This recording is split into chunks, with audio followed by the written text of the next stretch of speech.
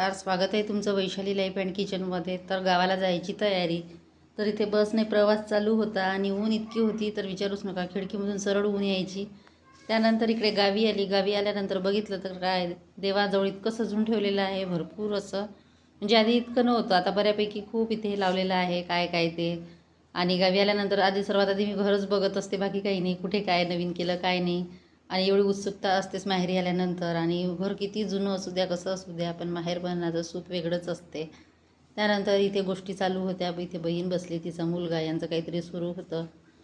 तर ते ऐकत बसली. त्याच्यानंतर त्या रूममधलं जे आहे काम अगदी जुनं आहे आणि इथे पण थंड वाटतं उन्हाळा असला तर. त्यानंतर बघा हे बाहेरचं वातावरण, इथे मस्त अशोकाचं झाड आहे आणि आमच्या बाजूची शेती. तर इकडे बघा काहीतरी शेतामध्ये पेटवणं चालू होतं. आणि आता उन्हाळ्यामध्ये शेती पूर्ण म्हणजे काहीच माल नसल्यामुळे काळी दिसत आहे आणि इथे विटा लावलेल्या आहे. तर असं घर आहे अगदी छोटंसं.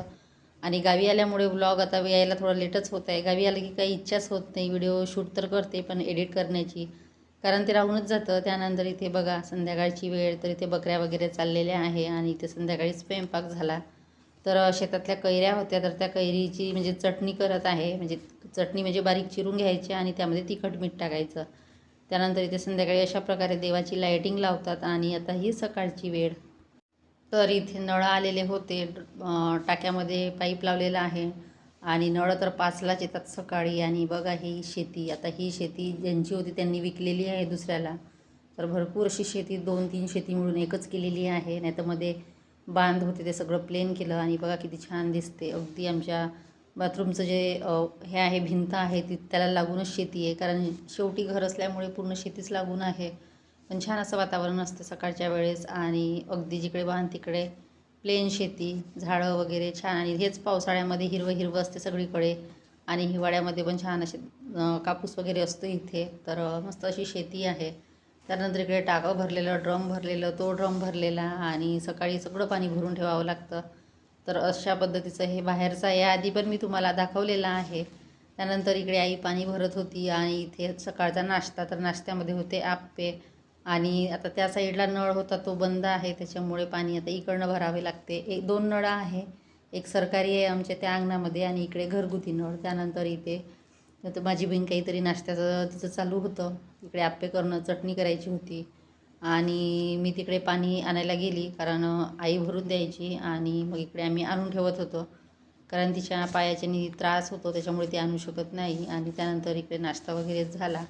आणि सकाळी सकाळी मस्त असा आप्याचा नाश्ता. आणि काल आल्याबरोबर छान अशा इडल्या केलेल्या होत्या, तर त्या खाल्ल्या. इथे मी पाणी वगैरे भरून घेतलं, पिण्याचं पाणी, कारण सकाळी नळं येतात. तर सगळी कामाची गडबड असते. आणि इकडे आई आता पाण्याच्या बॉटल भरत होती. पाण्याच्या बॉटल भरून ठेवल्या की तर मग त्या फ्रीजमध्ये ठेवून देतात. आणि नळं नंतर 12पर्यंत असतात, 5ला आले की 12पर्यंत, म्हणजे पाण्याचा अजिबात प्रॉब्लेम नाही. परत संध्याकाळी 7ला आले की तिकडे 9पर्यंत. आणि ह्या बहिणीचा मुलगा, तर याच्याकडे हे बॉटल वगैरे भरून ठेवण्याचं काम असते. पण आज आईनी भरलं नाही तर तोच भरते. त्यानंतर ही बघा ही आमची म्हणजे चुलत भावाची मुलगी, एक फेर तिचा इकडे असतो, दिवसातून 2-3 वेळा तरी ती येते असतं. ती आप्पे खात होती आणि तिचं चालू होतं.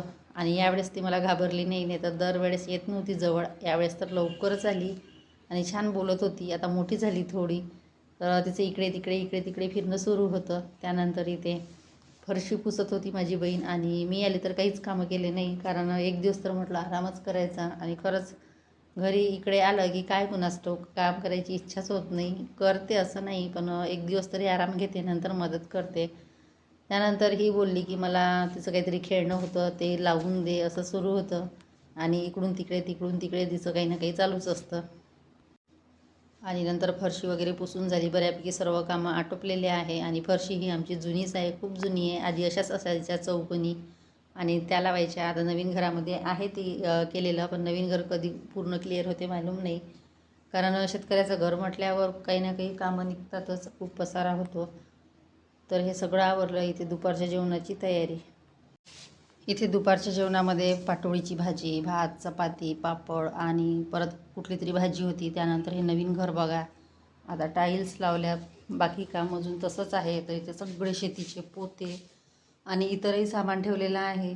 तर पूर्ण पसारा आहे. औषधी जे काही ना काही असतं शेतकऱ्याचं सामान म्हटल्यावर सर्व रूममध्ये पसारा आहे सामानाचा. इकडे परत खुर्च्या वगैरे ठेवल्यात, इकडे पाण्याचे ड्रम.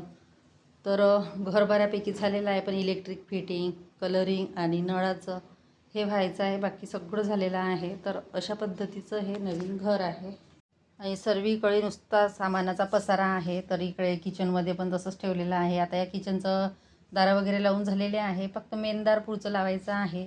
त्यानंतर इकडे बघा हे कांदे. आता शेतकरी म्हटलं तर सगळं शेतीचंच सामान राहणार. आणि नंतर हा बाहेरचा भाग. तर इकडे भरपूर असा पसारा पडलेला आहे आणि बघा अशा पद्धतीने हे सगळं सामान आहे. तर असा माझा आजचा छोटासा व्हिडिओ होता. आवडला असेल तर लाईक करा, शेअर करा आणि सबस्क्राईब करायला विसरू नका. त्यानंतर इकडे बघा छान अशी शेती दिसते. चला मग इथेच एंड करते. Bye bye.